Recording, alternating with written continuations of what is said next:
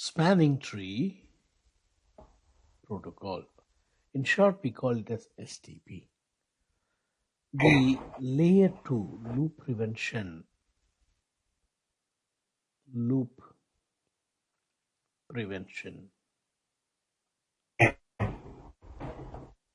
is through this STP, spanning tree protocol. See, this protocol is enabled on every device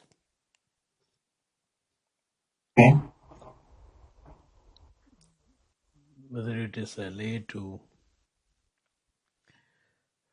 switch or a multi-layer switch. You call this layer 3 switch. In all these devices, spanning tree is enabled. But which version of spanning tree will not be same. It will be different. Okay, so we are going to see 3 different flavors of spanning tree. We call it as IEEE 802.1D, which is a very old standard of spanning tree, which is also called as common spanning tree. Okay. Common spanning tree protocol. And then Cisco proprietary per VLAN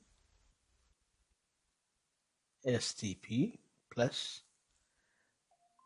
and we also have IEEE 802.1W, which is called as a rapid spanning tree protocol. And we also have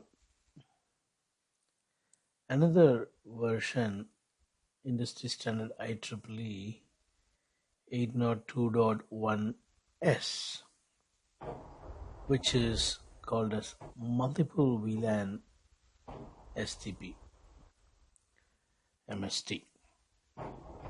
These are all the 4 different flavors, actually 3 industry standard.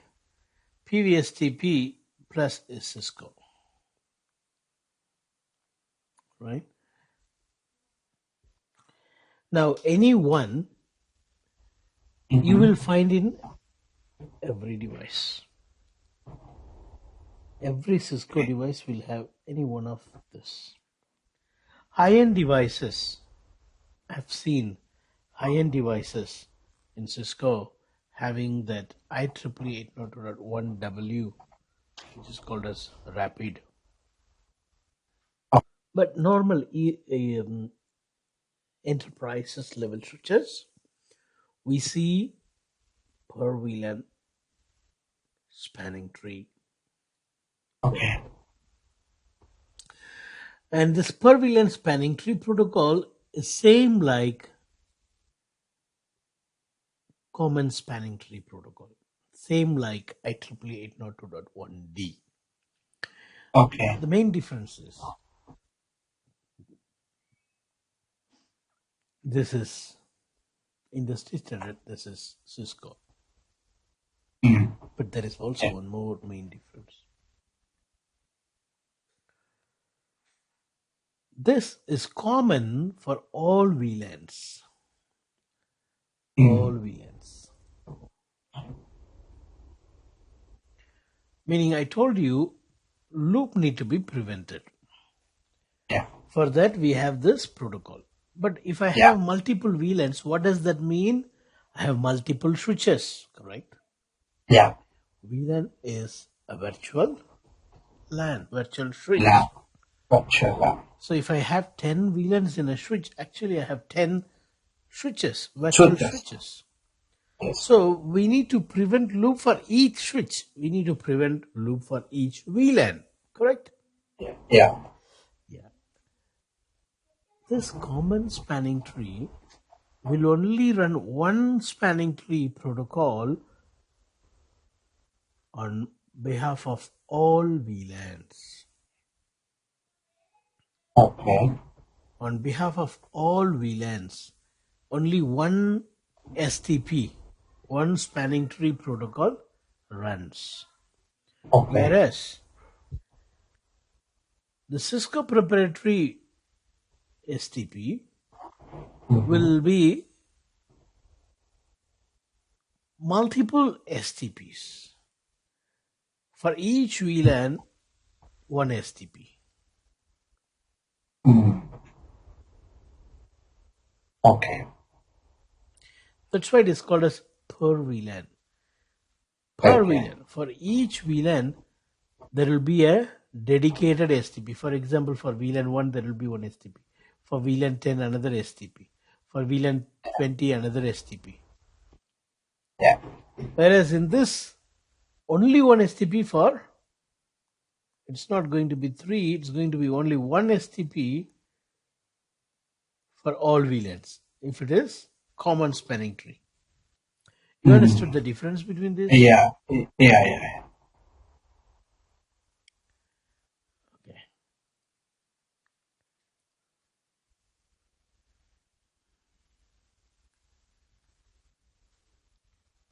So the main difference we have seen now, per VLAN spanning tree is going to run a separate instance for each VLAN, a separate instance of spanning tree. That is per VLAN spanning tree plus, and this is Cisco proprietary. Yeah. Cisco took the same thing and modified like this. Okay. There is a benefit of running a separate instance for each VLAN. There is a benefit. That's why Okay. Cisco has done this. Per VLAN spanning tree plus can be used to do manual load sharing. Manually, if you want to do load sharing across multiple paths, you can use per VLAN spanning tree. With common spanning tree, that is not possible. Okay. So load sharing, manual load sharing Okay. is possible in all these three. Manual load sharing is possible in these All three. this too. IEEE 802.1d is not supporting load sharing. The reason is only one instance, only one spanning tree commonly running for all VLANs. Yeah. Whereas in these three spanning tree below, we will have multiple spanning trees. Yes. Okay. So you have seen one main difference between the first and the second. Now let me go with the common thing between these two. These two are very slow. That's one Okay. common thing. They are very slow. It is because they are timer based. I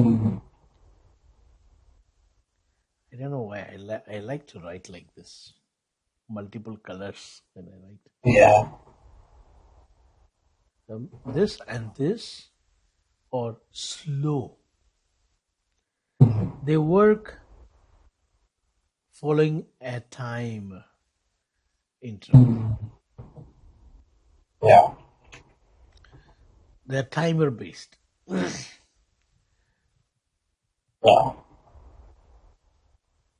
You see, the ports will be in a listening state for 15 seconds. Oh. Okay. And it will be in learning second for another 15 seconds. And then to decide that there are possibility of loop because there is a topology change, it takes 20 seconds. To decide a link has gone down, it takes 20 Yeah. seconds. We call it as hold time. Okay. Now, when something goes wrong, it takes 50 seconds in total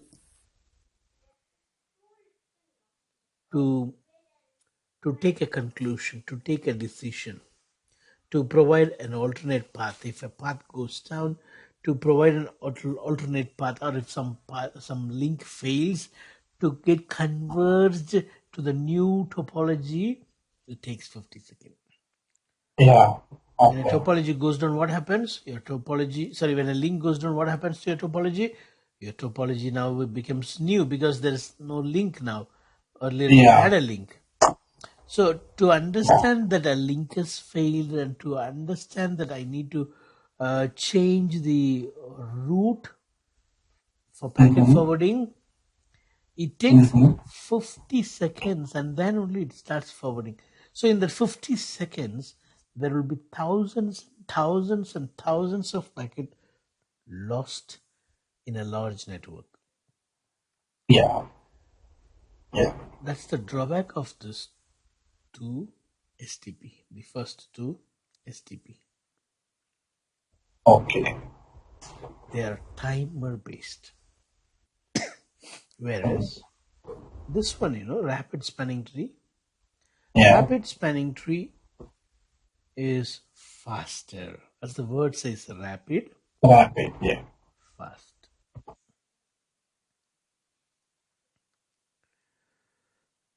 But more CPU consuming approach. Rapid Mm-hmm. spanning tree consumes more CPU. To reduce the CPU consumption, that same rapid spanning tree Multi-VLAN spanning tree. is what we call it as MST, multiple VLAN spanning tree. What is Uh, this? In rapid spanning tree, there is going to be a separate instance for each VLAN. mm. So if I have 100 VLAN, then 100 STP, and this is not Yeah.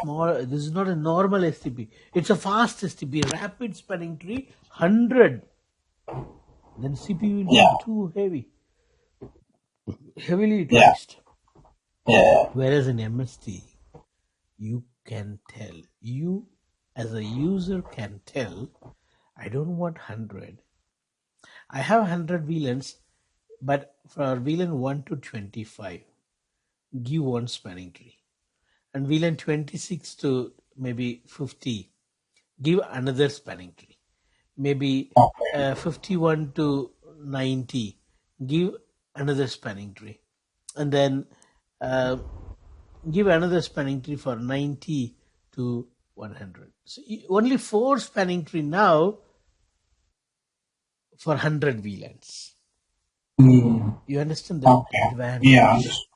Here, 100 spanning tree, fast spanning tree when I have 100 VLANs.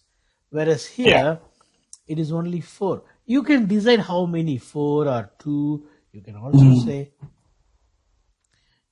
say, I just want 2 VLANs. 2 spanning tree for 1 to 50. Okay. For 1 Mm. to Okay. 50, you can say for 1 to 50, one instant, for 51 to 100, another instant. Mm. And we can do load sharing. Yeah. Having more spanning tree is load sharing. We have it here. At the same time, this is also faster. At the same time, it is not consuming much CPU. Correct? Mm. List Yeah. all this above. You understand the Yeah. differences between these Yeah. 3, 4 spanning Mm. trees? Understood. Okay. So this is what we are going to learn in our next class. Yeah. So in this class, we learned about types of spanning tree and Mm. what spanning tree is about. Spanning tree is loop prevention, layer 2 loop prevention. Yeah. Now, before we go to the tomorrow's syllabus, before we close today, I would like to finish this introduction to STP. So just now you learned that there are 4 flavors of STP. Now, first thing is, what is STP? You will say it's a layer 2 loop prevention mechanism.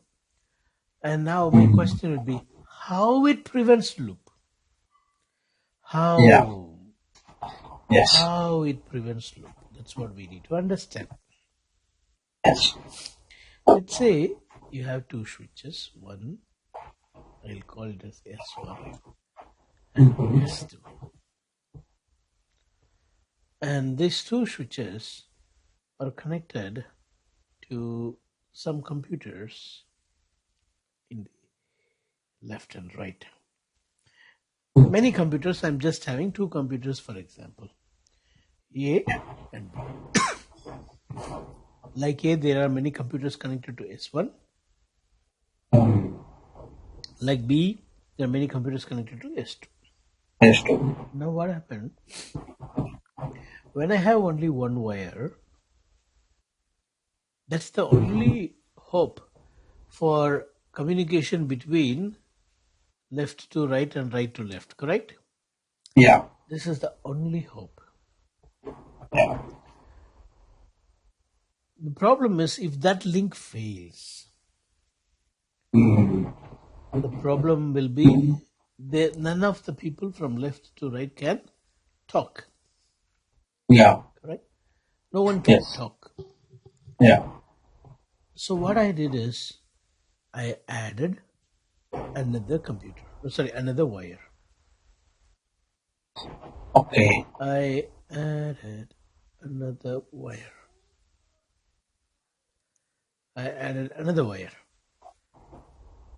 My idea is if that first wire goes down, I can use my traffic will go via the second path. Second. Okay. That's what my idea is. That's why Yeah. I attached another wire between these two switches. Yeah. But there is another problem. So as soon as I connect this wire, there is one problem. See, when I was not having this wire, when I was not having the problem, when I was not having this wire, the problem Mhm. was not there.